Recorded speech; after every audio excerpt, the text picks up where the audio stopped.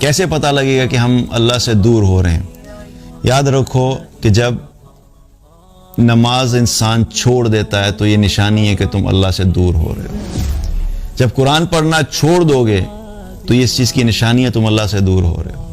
जब नमाज में तुम्हारा दिल नहीं लग रहा तो इस चीज़ की निशानी है कि तुम अल्लाह से दूर हो रहे हो। जब मस्जिद जाने का दिल नहीं चाह रहा तो इस चीज़ की निशानी है कि तुम अल्लाह से दूर हो रहे हो। दुनिया के कामों में इतने मसरूफ हो गए कि आखिरत के कामों के लिए टाइम नहीं है, तो याद रखो कि तुम अल्लाह से दूर हो रहे हो।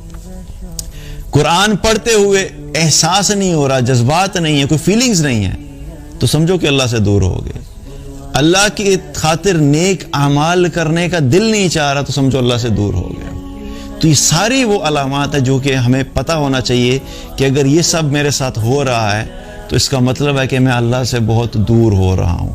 तो अल्लाह से दूरी जो है, जितना ज़्यादा दूर होते जाएंगे उतना ही हमारे लिए क्या होगा, दुनिया की ज़िंदगी भी मुश्किल होती चली जाएगी। अल्लाह ताला ने कुरान में इसका जिक्र भी किया, वमन आरद अन ज़िक्री फ़इन्न लहू मईशतन ज़न्का। जो कोई भी मेरे जिक्र से एराज करेगा, यानी जो कोई भी मुझे भूल जाएगा, मेरी बात नहीं करेगा, मेरी बात नहीं मानेगा, मेरी अताअत नहीं करेगा, मुझे भुला देगा, मेरा तस्करा भुला देगा, तो अल्लाह ताला ने क्या फरमाया, मैं उसकी मईशत को तंग कर दूंगा। मईशत तंग करने का मतलब क्या है? इसमें जाहिर भी है और इसमें बातिन भी है। हो सकता है कि अल्लाह ने जो आपको नेमतें दी हैं, आप अल्लाह को भूलोगे, अल्लाह आपको भूल जाएगा। जो नेमतें वो आपको दे रहा था, हो सकता है वो नेमतें वापस ले ले। अल्लाह ने माल दिया था, हो सकता है वो माल आपको अल्लाह की अताअत की वजह से मिला था। ये कोई लाजमी गारंटी नहीं है, लेकिन कभी कभी ऐसी सिचुएशन भी आती है कि अल्लाह सुब्हान तआला कभी किसी इंसान को अपनी अताअत की वजह से दुनिया भी दे देता है। ये लाजमी शर्त नहीं है, लेकिन ऐसा हो सकता है कि अल्लाह ने आपको जो दुनिया के अंदर जो सारी नेमतें मिली थी वो इस वजह से दी थी कि आपने अल्लाह की अताअत शुरू की थी, और जो ही आपने अल्लाह की अताअत छोड़ी, हो सकता है अल्लाह वो नेमतें वापस ले ले। और नेमतों के अंदर क्या है?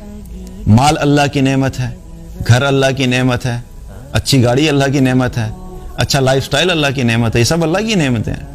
हमें लगता यूं है कि हमने जो है सब हासिल किया, हालांकि हमने हासिल नहीं किया होता।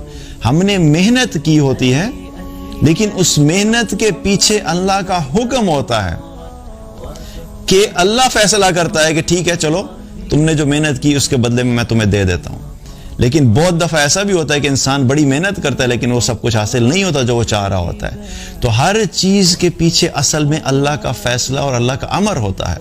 तो जब इंसान अल्लाह की अताअत से गाफिल होता है तो ऐन मुमकिन है कि उस अताअत से गफलत की वजह से अल्लाह सुब्हान तआला जो दुनिया की ज़ाहिरी नेमतें हैं, अल्लाह वो भी वापस ले ले। अल्लाह वो सब वापस ले ले तो क्या करेंगे? कुछ नहीं कर सकते।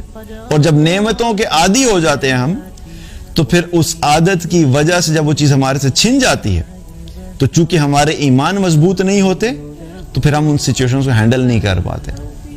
फिर पैनिक होता है, फिर एंजाइटी होती है, फिर पैनिक अटैक्स शुरू हो जाते हैं, डिप्रेशन शुरू हो जाता है। क्यों? क्योंकि सारा दिल और सारा दिमाग और सारी सोच और सारा वक्त इंसान उन्हीं नेमतों में डूबा हुआ था, और उन नेमतों में डूबे होने की वजह से उसके दिल के अंदर उन सारी चीज़ों की मोहब्बत इतनी ज़्यादा डीप और इतनी स्ट्रांग हो गई थी कि जब इंसान से फिर कोई महबूब चीज़ चली जाती है तो फिर उस इंसान के लिए उस सिचुएशन को हैंडल करना आसान नहीं होता। इसीलिए जिन लोगों के लिए उनका ईमान महबूब होता है तो उनको इस चीज़ से ज़्यादा तकलीफ होती है कि हमारा ईमान अगर कमज़ोर हो रहा है तो उनको इस चीज़ पे ज़्यादा तकलीफ होती है। अगर उनके पास से लाखों रुपया चला जाएगा उनको इतनी तकलीफ नहीं होगी, क्योंकि उनका दिल माल के साथ नहीं अटैच्ड है। लेकिन जिसका दिल इस दुनिया की नेमतों के साथ अटैच होगा और अल्लाह से गाफिल होगा, तो फिर उस इंसान को इसी चीज़ के अंदर तकलीफ होगी जब उसके पास से दुनिया की नेमतें चली जाएंगी।